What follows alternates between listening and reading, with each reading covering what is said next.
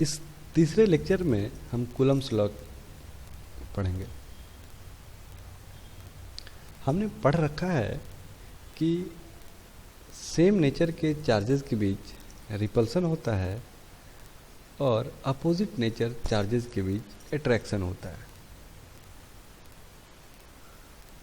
इतना हमने पढ़ रखा है फर्स्ट क्लास में। ये अट्रैक्शन और रिपल्सन जो हो रहा है, इस अट्रैक्शन और रिपल्सन का मैग्नीट्यूड क्या होगा, कितने अमाउंट, कितने फोर्स से एक दूसरे को अट्रैक्ट या रिपेल करेगा दो चार्जेज, यही कूलम्स लॉ कहता है। Coulomb's law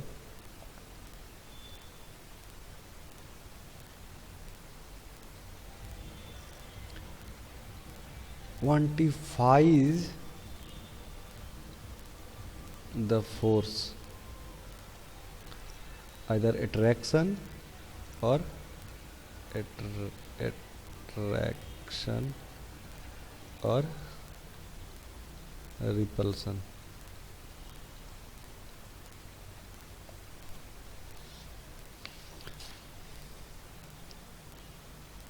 between two point charges. Coulomb's law दो पॉइंट चार्जेस के बीच क्या फोर्स लगेगा, उस फोर्स का मैग्नीट्यूड बताएगा। देखिए यहाँ एक टर्म यूज हो रहा है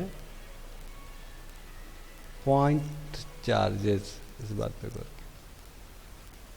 तो ये पॉइंट चार्जेस क्या होता है, चलिए तो जान लेते हैं पॉइंट चार्जेस क्या होता है। हम किस तरह के चार्ज को पॉइंट चार्ज बोलेंगे।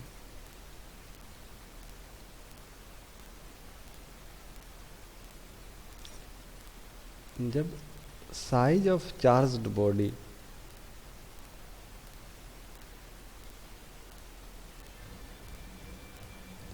is much less than separation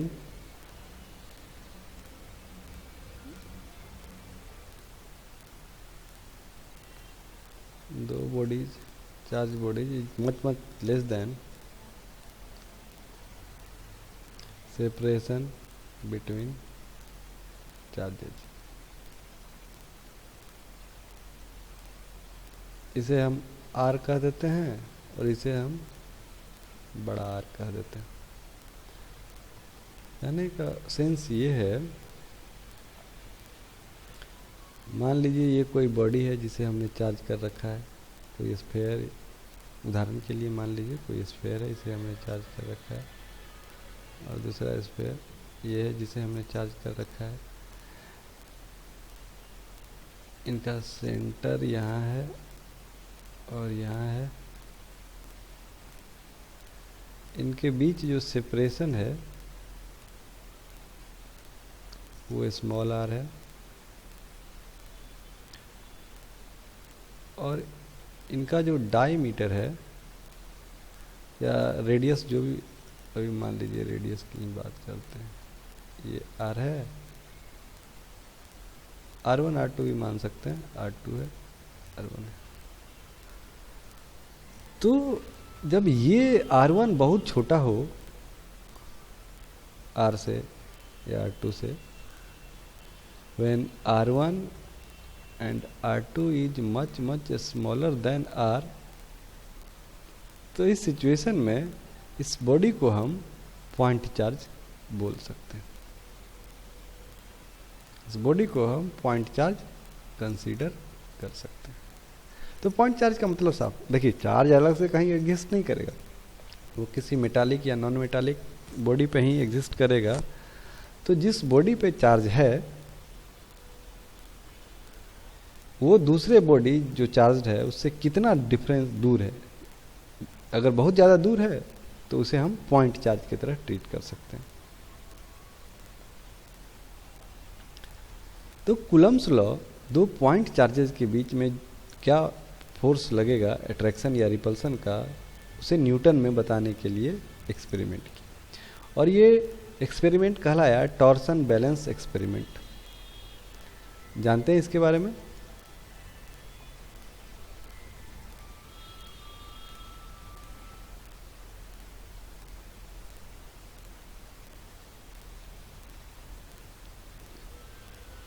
torsion balance experiment by coulomb.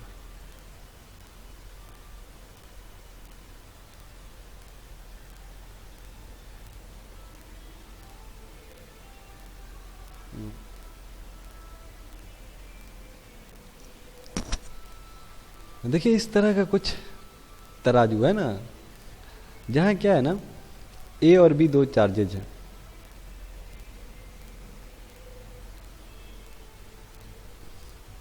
ए भी क्या है?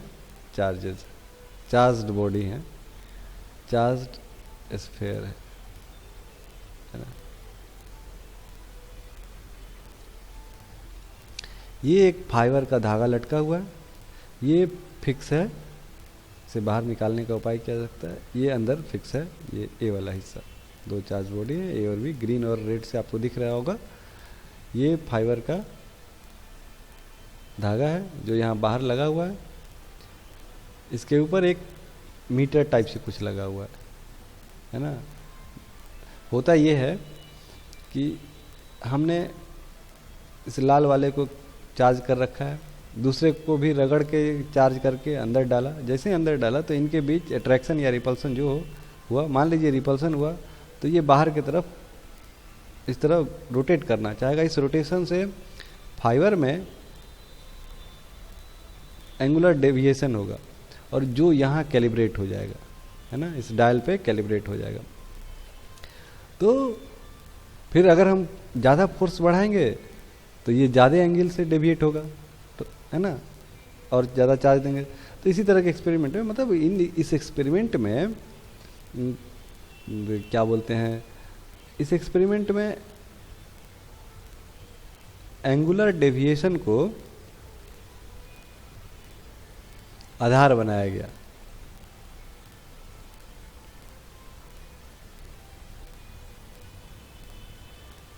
दोनों चार्जेस के बीच क्या फोर्स लगेगा, इस एंगुलर डेविएशन को आधार। ये कुछ टॉर्सन बैलेंस कुछ ऐसा ही है जैसा कैवेंडिश, आप ग्रेविटेशन पढ़े होंगे, वहाँ भी इस तरह का ही कुछ था।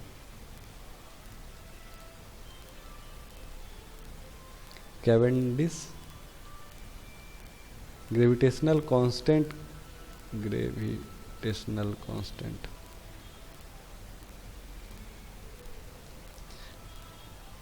को डिटेक्ट का वैल्यू निकालने के लिए कुछ इसी तरह का एकदम सिमिलर बैलेंस का इस्तेमाल किए थे। आप याद होगा या नहीं याद होगा तो आप थोड़ा जाकर उधर देख लीजिए। बस कुछ नहीं, हम बी में चार्ज घटा और बी वाले बॉडी में चार्ज घटा और बढ़ा रहे हैं रगड़ के, और ऐसा करने से ए वाला बॉडी डेविएट नाचना चाहेगा और इससे फाइबर जिससे लटका हुआ है वो, हाँ, ये नॉन मेटालिक होना चाहिए, नहीं तो चार्ज फिर यहाँ से यहाँ बाहर निकल जाएगा, है ना।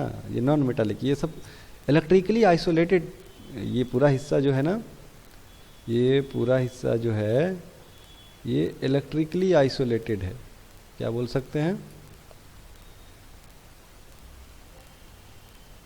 इलेक्ट्रिकली आइसोलेटेड, है ना, मतलब चार्ज अंदर से बाहर नहीं आ सकता, इस तरह का बना हुआ इलेक्ट्रिकली आइसोलेटेड है। तो आप इस तरह के हिस्से का एक्सपेरिमेंट किया गया।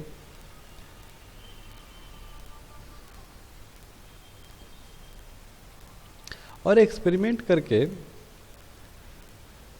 इस तरह का, इस एक्सपेरिमेंट से कुछ कंक्लूजन निकला, जिसे स्टेटमेंट के रूप में हम लिख लेते हैं, स्टेटमेंट ऑफ कूलम्स लॉ, ठीक है ना। Statement of Coulomb's law.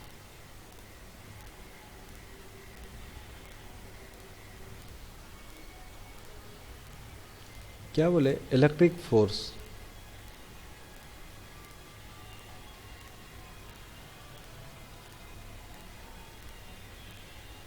तो ये हम नाम दे रहे हैं F E, between two static point charge particle. देखिए कितना कंडीशन है, आपको डिफिनीशन जब लिखते हैं तो बातें है ना। Static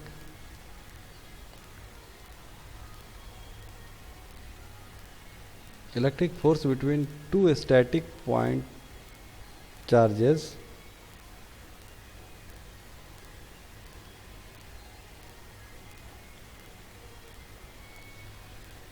is inversely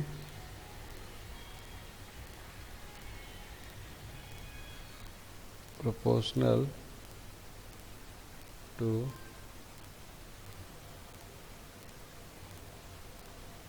the square of their separation।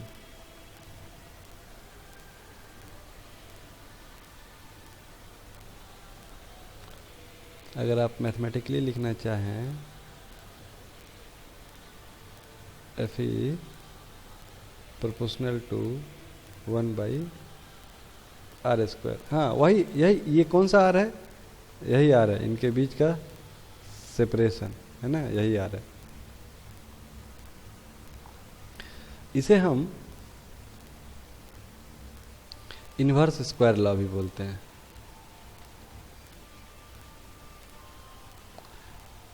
देखिए ऐसा ही कुछ आप ग्रेविटेशन में भी पढ़े हुए हैं, इसलिए ये सिंपल सा बात है। दूसरा इन्होंने क्या बताया, दिस फोर्स इज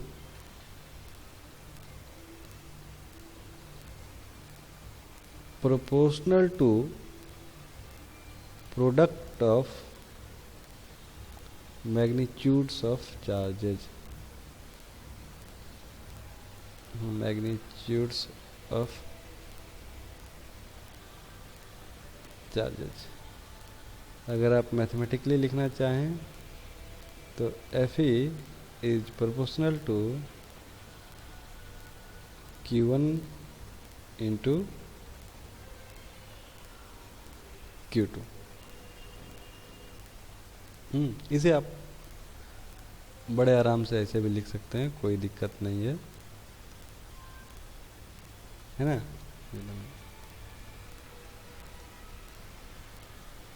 और तीसरा इन्होंने बोला,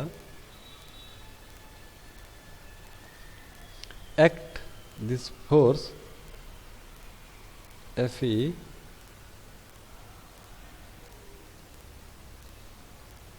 act along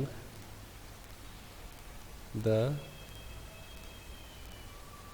straight line joining two charges, straight line joining two charges with nature of attraction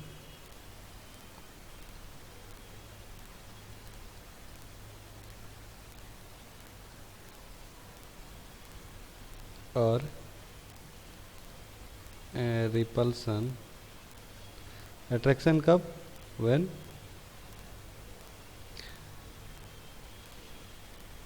opposite sign, वही वाला बात, चार्जेस हैव अपोजिट साइन।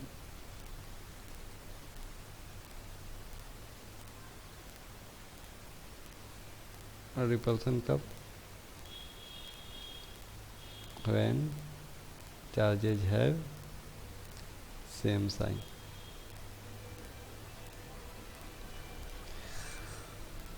तो कुल मिला के 3 बातें कूलम्ब साहब ने सुझाए।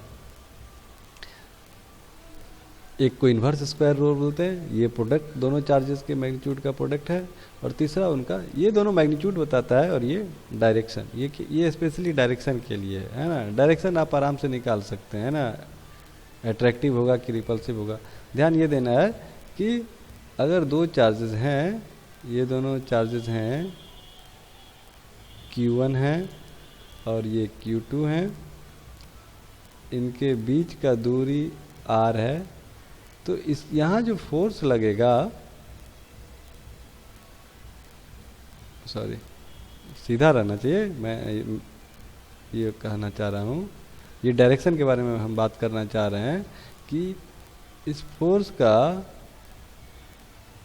सीधा, ये सीधा रहना चाहिए, है ना। इस पे जो फोर्स लगेगा, अट्रैक्शन या रिपल्सन वो हम नेचर से पता कर लेंगे, प्रोडक्ट के पॉजिटिव है नेगेटिव है, लेकिन डायरेक्शन इन दोनों को जोड़ने वाले लाइन के सीध में होना चाहिए। अभी भी सीध में नहीं है, आप समझ सकते हैं हम क्या बोल रहे हैं।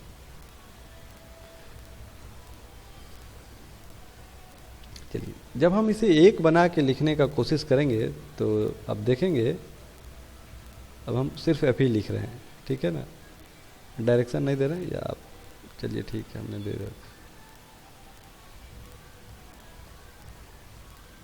Proportional two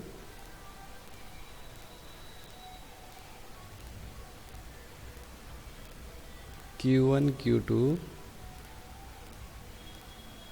divided by R square. अगर आप इसमें प्रोपोर्शनलिटी कांस्टेंट ऐड करना चाहेंगे तो आप इस तरह कुछ लिख सकते हैं इसे, F E is equal to K E, अभी हमने नाम दे रखा है इस कांस्टेंट को, Q1 Q2 का मैग्नीट्यूड और डिवाइडेड बाई आर स्क्वायर। ये क्या है, ये प्रोपोर्शनलिटी कांस्टेंट है।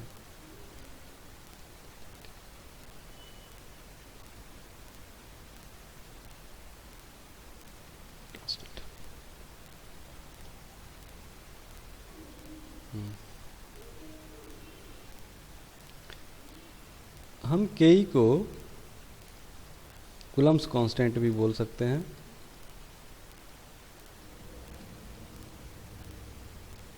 आपको पीछे नॉइज आ रहा होगा गाने का,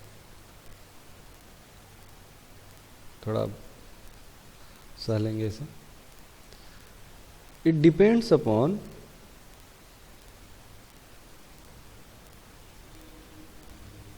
यूनिट्स वैल्यू ऑफ के ई डिपेंड्स ऑन यूनिट, किस यूनिट में हम बात कर रहे हैं, साथ ही साथ medium, medium between charges.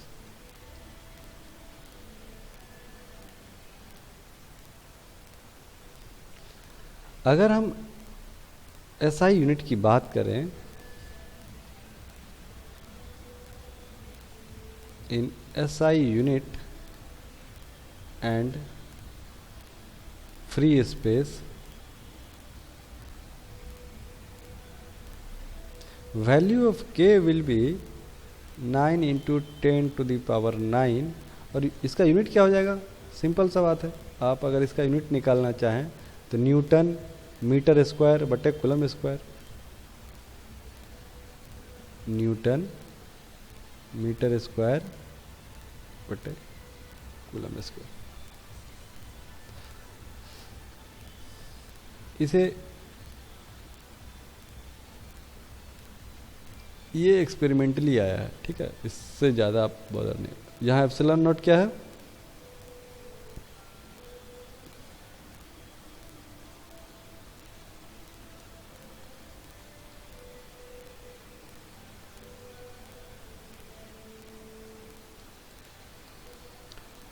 Epsilon not क्या है, परमिटिविटी ऑफ फ्री स्पेस,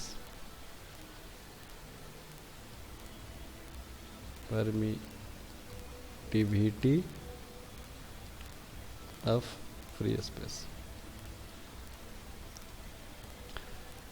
चलिए देखिए, अगर हमने माना कि इन चार्जेस के बीच में जो मीडियम है, यहाँ जो मीडियम है ये फ्री स्पेस है, वैक्यूम है।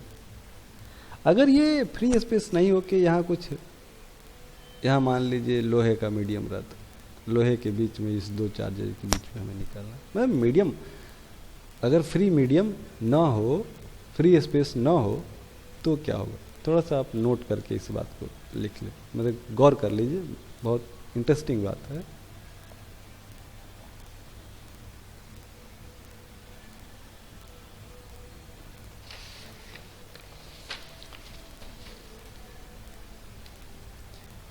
If medium is not free space,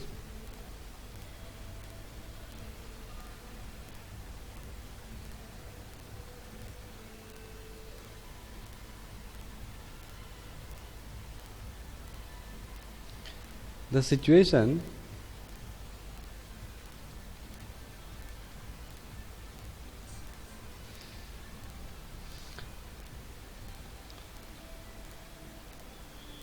for Coulomb's law gets complicated.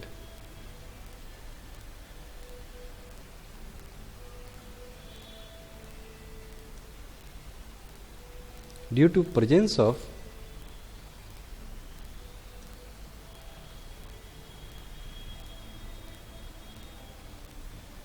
charges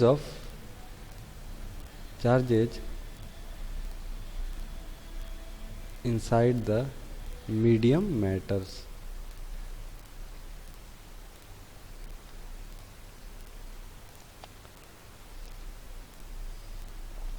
कहने का मतलब ये है कि मान लीजिए ये एक Q चार्ज है,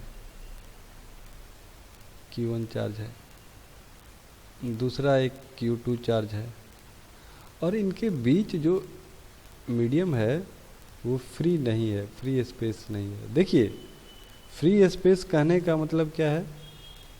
free flow, free from charges. हाँ, बात समझिए, हमारे फ्री स्पेस कहने का मतलब क्या है? स्पेस फ्री फ्रॉम चार्जेज, किसी तरह का चार्ज ना हो वहाँ, ठीक है ना। तो अगर ये फ्री स्पेस नहीं है तो अगर मान लीजिए ये कुछ मैटर है, लोहा है, लकड़ी है, कुछ भी है, तो यहाँ भी कुछ चार्जेज हैं, पॉजिटिव निगेटिव एटम के चलते, है ना, फैले हुए। इन चार्जेज का इस पे फोर्स, अट्रैक्शन, रिपल्सन, इनका फोर्स, तो ये यहाँ से यहाँ वाले फोर्स को ये डिस्टर्ब कर देगा, तो मामला कॉम्प्लिकेटेड हो जाएगा। आप इस बात को समझ रहे हैं ना। हाँ, तो आगे के डिस्कशन में हम जब फ्री स्पेस बोलेंगे या वैक्यूम बोलेंगे तो इस बात का मतलब ये निकालना है कि उस मीडियम में किसी तरह का चार्ज नहीं है।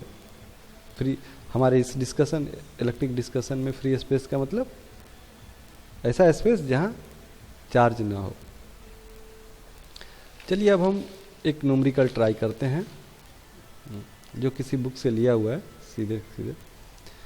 एक हाइड्रोजन एटम है, न्यूमेरिकल क्या है?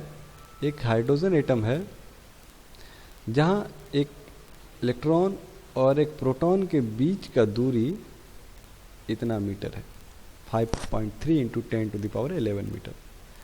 तो इनके बीच इलेक्ट्रिक फोर्स और ग्रेविटेशनल फोर्स इलेक्ट्रॉन और प्रोटॉन के बीच कैलकुलेट कीजिए। बड़ा सिंपल है, आपको इस चार्ट का जरूरी पड़ेगा, है ना। हो सकता है आपको याद भी हो। Charges of electron, mass of electron, charge of proton, mass of proton. चलिए तो हम निकालते हैं, पहले इलेक्ट्रिक फोर्स निकाल लेते हैं। तो जब आप हमें सिर्फ मैग्नीट्यूड निकालना है ना।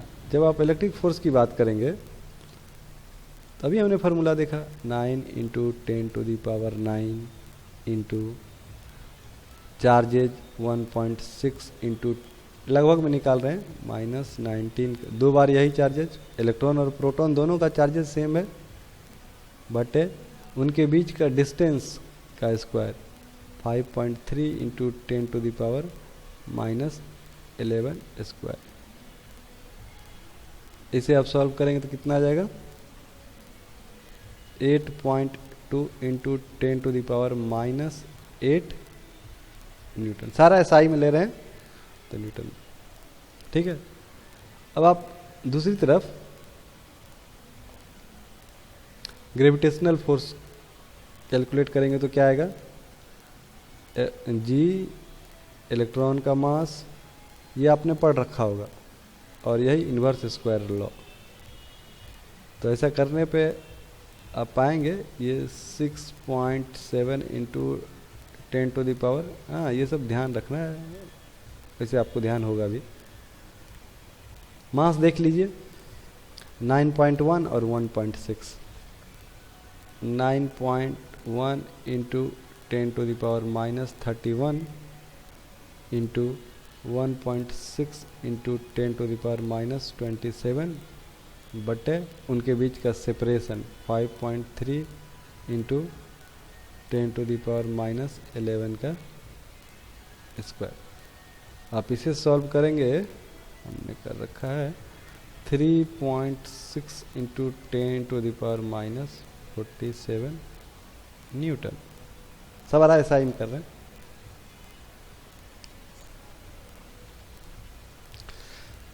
तो हमने इलेक्ट्रिक फोर्स भी कैलकुलेट किया और ग्रेविटेशनल फोर्स भी कैलकुलेट किया। आप इस दोनों फोर्स को देख रहे होंगे। अब जरा इस फोर्स को थोड़ा कंपेयर कीजिए। कंपेयर कीजिए कहने का मतलब ये है कि बस आप एक सिंपली सा बात है कि आप दोनों का रेशियो निकाल दीजिए। Fe बटे Fg जब आप करेंगे इलेक्ट्रिक फोर्स बटे ग्रेविटेशनल फोर्स, तो ये 2 इंटू 10⁻39 के करीब आएगा। और ये बहुत बड़ा संख्या है ना। कहने का मतलब ये है कि ग्रेविटेशनल फोर्स बहुत ही कमज़ोर है, इलेक्ट्रिकल फोर्स बहुत ही मजबूत है। हमारे इस एग्जाम्पल में मतलब हाइड्रोजन एटम के लिए, हमारे इस एग्जाम्पल के लिए इलेक्ट्रिक फोर्स बहुत ही मजबूत है और ग्रेविटेशनल फोर्स उसकी तुलना में बहुत कमज़ोर है। ये आप रेशियो देख रहे हैं ना, इलेक्ट्रिक फोर्स Fg का इतना गुना है। इस रेशियो का निकालने का मतलब ये। तो हम कुछ इस न्यूमेरिकल के आधार पे कुछ कंक्लूजन निकाल लेते हैं। क्या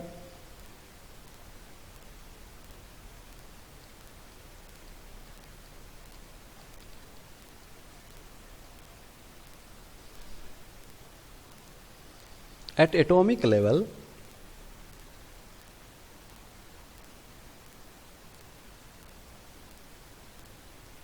देखिए एटॉमिक लेवल, हम हाइड्रोजन एटम की बात, हमेशा ऐसा नहीं होता है ना। लेकिन एटॉमिक लेवल पे ग्रेविटेशनल फोर्स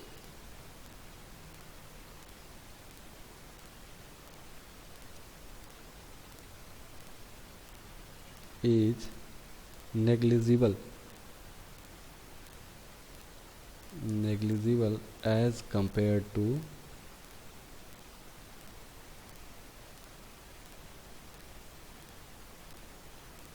इलेक्ट्रिक फोर्स। कहने का मतलब ये है Fg is very very less than Fe,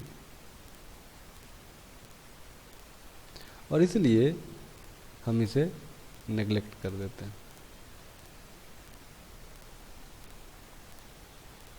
अच्छा, आप जब कूलम्स का एक्सपेरिमेंट पढ़ रहे थे तो हमने कहीं चर्चा किया कि इन दोनों चार्जों पे ग्रेविटेशन फोर्स भी लगेगा, इन दोनों स्फीयर पे। जैसे थोड़ा सा आप पीछे जाइए,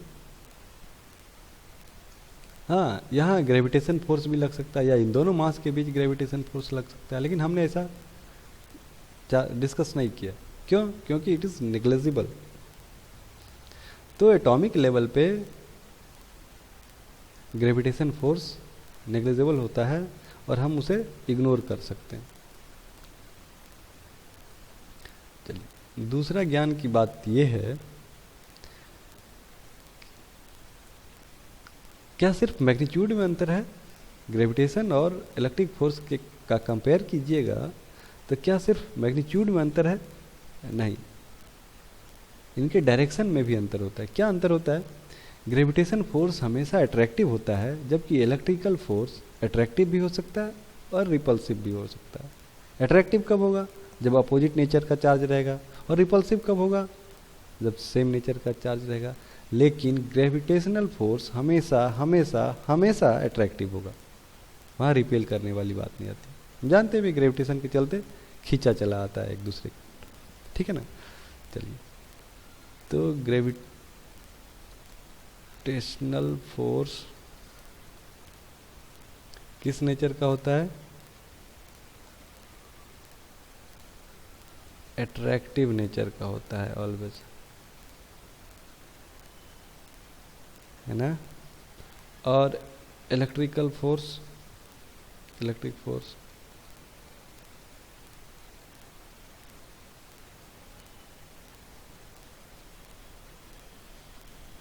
कुछ भी हो सकता है, एट्रैक्टिव और repulsive, depends on nature of charges. चलिए, क्या और कोई अंतर है इलेक्ट्रिकल फोर्स और ग्रेविटेशनल फोर्स में?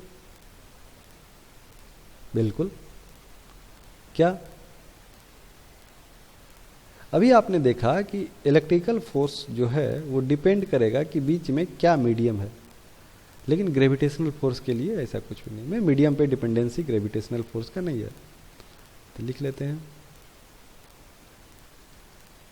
इलेक्ट्रिक फोर्स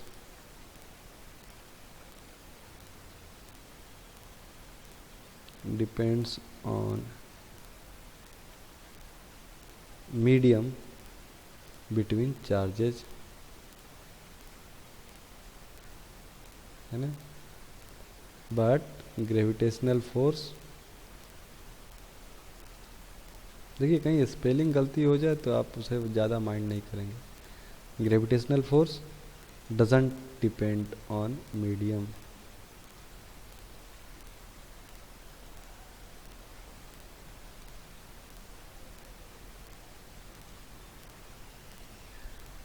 ऐसा है। चलिए,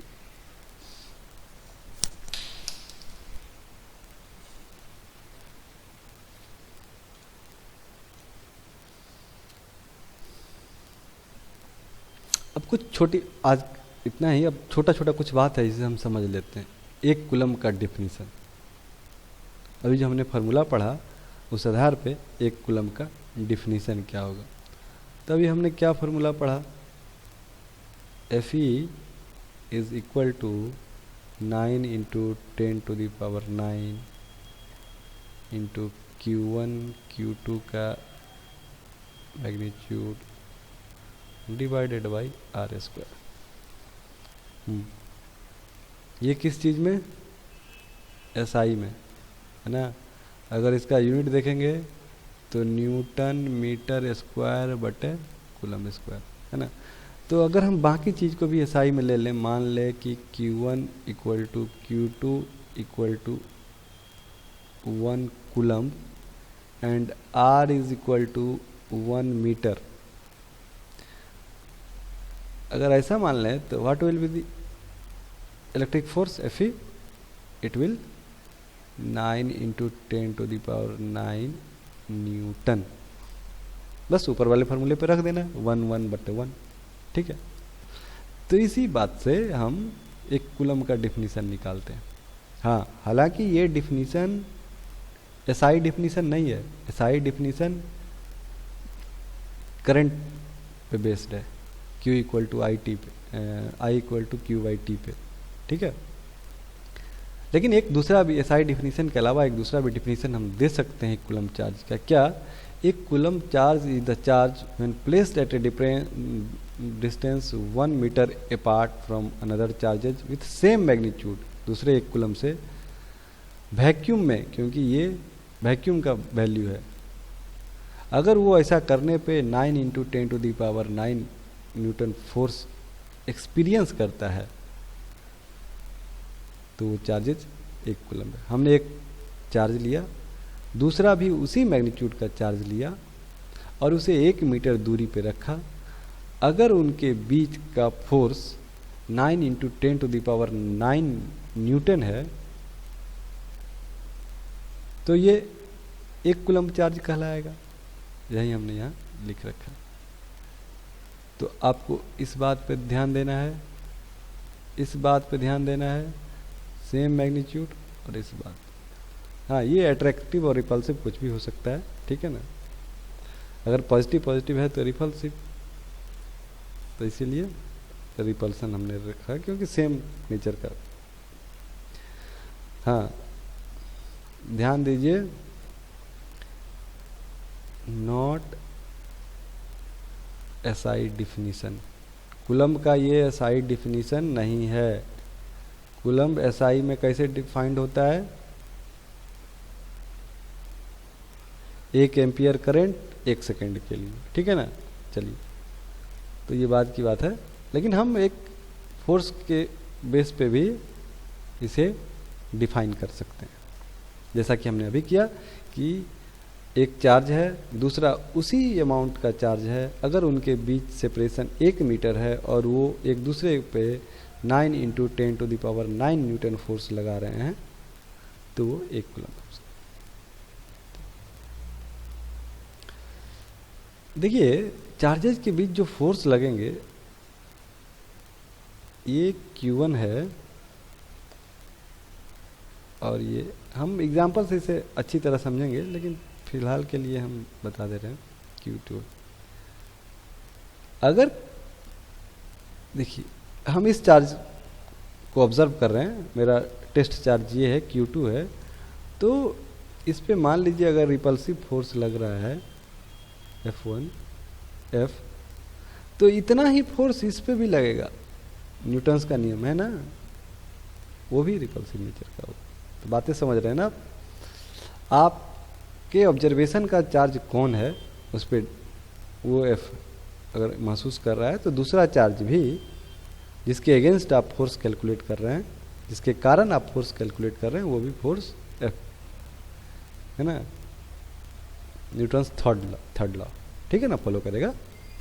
चलिए, अब हम थोड़ा फ्री इलेक्ट्रॉन्स के बारे में जान लेते हैं। फ्री इलेक्ट्रॉन्स के बारे में हम लास्ट क्लास में चर्चा किए थे और हम डिटेल नहीं बता पाए थे, हमको लगा कुछ लोग जाने, लेकिन चर्चा करना, हम थोड़ा चर्चा कर लें जो इस कूलम्ब्स लॉ के चर्चे से हट के है। ये पीछे वाले लेक्चर में होना चाहिए था। फ्री इलेक्ट्रॉन्स क्या है? तो फ्री इलेक्ट्रॉन्स क्या है भाई?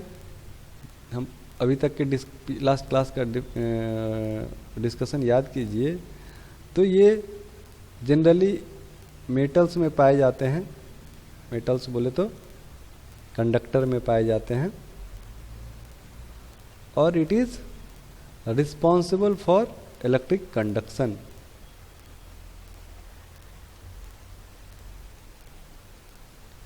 Responsible for conduction of electricity.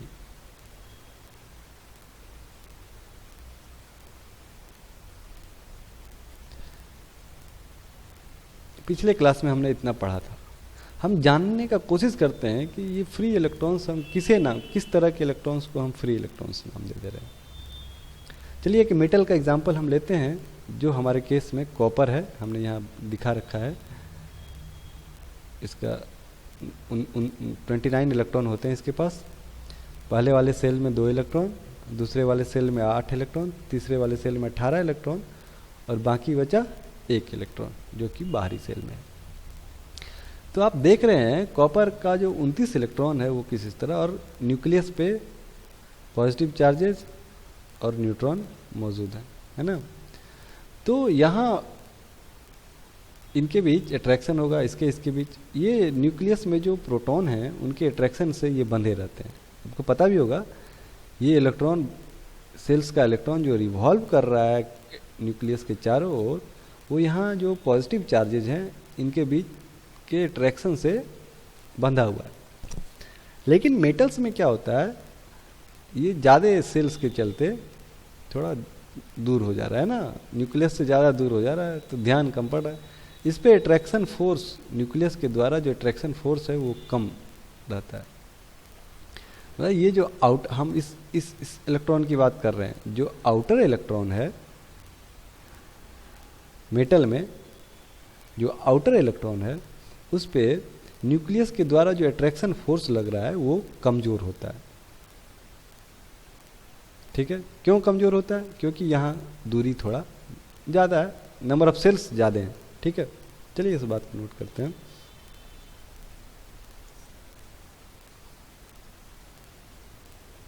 In metal atom, metal के एटम में इसी को आउटर इलेक्ट्रॉन को फ्री इलेक्ट्रॉन बोलेंगे हम, लेकिन अभी outer electron in metal atom, outer electron अभी तो एक है, हो सकता है दो भी हो electrons, are weakly bound to the nucleus.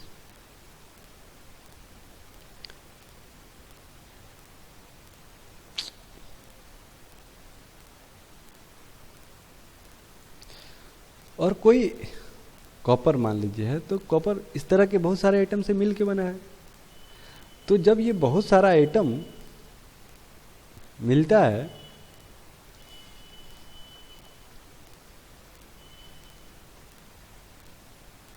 चलिए नोट ही कर लेते हैं, when many atoms combine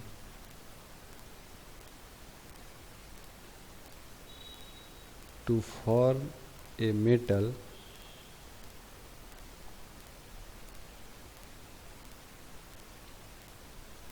these outer electron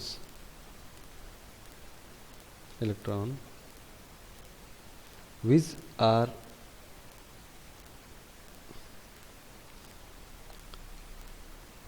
are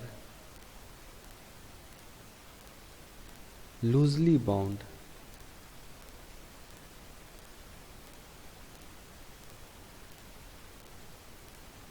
to nucleus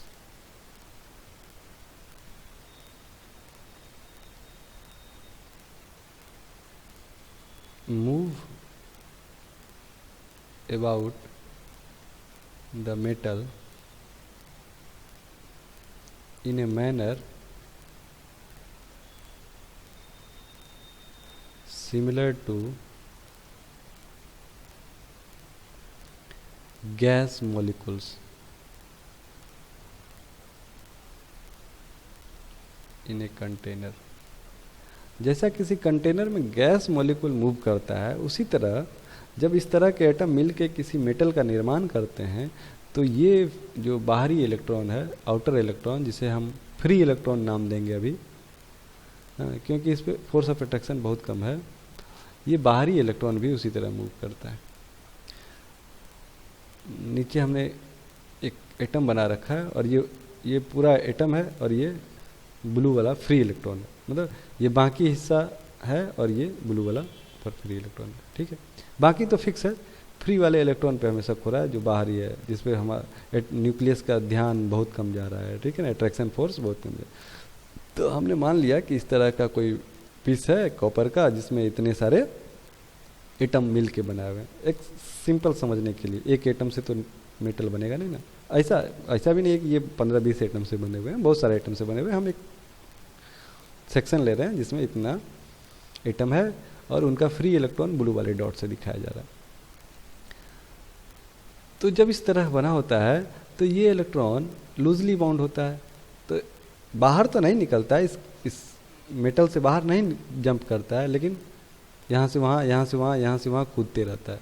इसको धक्का दे दिया, ये बाहर आ गया, इसको ये धक्का दे दिया, इसको, इस तरह ये रैंडमली मोशन करते रहता है, एक दूसरे को धक्का मार के, इसका इधर आ गया, इसका इधर आ गया, इसका इधर आ गया, इस तरह होते रहता है, एकदम लूजली बाउंड रहता है। और जिस तरह गैस मॉलिक्यूल किसी कंटेनर से बाहर नहीं जाता है, गैस मॉलिक्यूल अगर कोई सील्ड कंटेनर है तो उसे मूव करते रहता है, उसी तरह फ्री इलेक्ट्रॉन्स उस मेटल से बाहर जंप नहीं करते हैं जब तक कि कोई एक्सटर्नल फोर्स न लगे, लेकिन मेटल के भीतर रैंडमली मोशन करते रहते हैं, एक एटम को छोड़ के दूसरे एटम के पास, दूसरे एटम को छोड़ के तीसरे एटम के पास, फिर से पहले एटम के पास, इस तरह रैंडम मोशन करते रहते हैं। इस बात को आप एक वीडियो से आप समझ सकते हैं। ये दिख रहा होगा आपको, ये ब्लू वाला डॉट है ना, देख रहे हैं किस तरह रैंडमली मोशन कर रहा है, ये वही फ्री इलेक्ट्रॉन्स है। आप बातों को समझ रहे हैं ना, ये वही फ्री इलेक्ट्रॉन्स हैं जिसे हमने, जो ये इलेक्ट्रॉन है फ्री इलेक्ट्रॉन्स और यही ब्लू वाला डॉट है, ये इसको छोड़ के यहाँ, इसको छोड़ के यहाँ, इस तरह मूव करते रहता है। तो फ्री इलेक्ट्रॉन्स कारण होते हैं। अब यहाँ एक्सटर्नल मतलब थोड़ा सा भी आप पोटेंशियल अप्लाई करेंगे, इलेक्ट्रिक पोटेंशियल या इलेक्ट्रिक फील्ड, तो ये पढ़ेंगे अभी इलेक्ट्रिक फील्ड और पोटेंशियल के बारे में, तो यूनिफॉर्म डायरेक्शन में मोशन करने लगते हैं, जो कि करंट का कारण बनता है।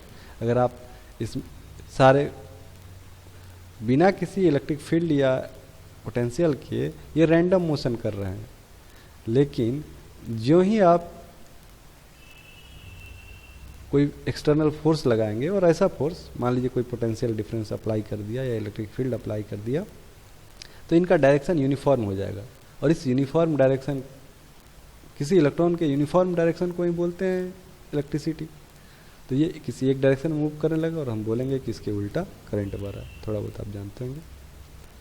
ठीक है, तो आज के लेसन के लिए इतना ही। थैंक यू, मिलते हैं अगले लेसन में। अभी हम कूलम्स लॉ नहीं पढ़ेंगे, इसका वेक्टर फॉर्म पढ़ेंगे, साथ ही सुपरपोजिशन थ्योरम, कूलम्स लॉ के साथ सुपरपोजिशन थ्योरम अप्लाई करना सीखेंगे हम। अभी 2-3 क्लास कूलम्स लॉ चलेंगे और हम बहुत सारा न्यूमेरिकल देखेंगे जिसमें एस सी वर्मा के न्यूमेरिकल शामिल होंगे। थैंक यू, मिलते हैं नेक्स्ट क्लास में।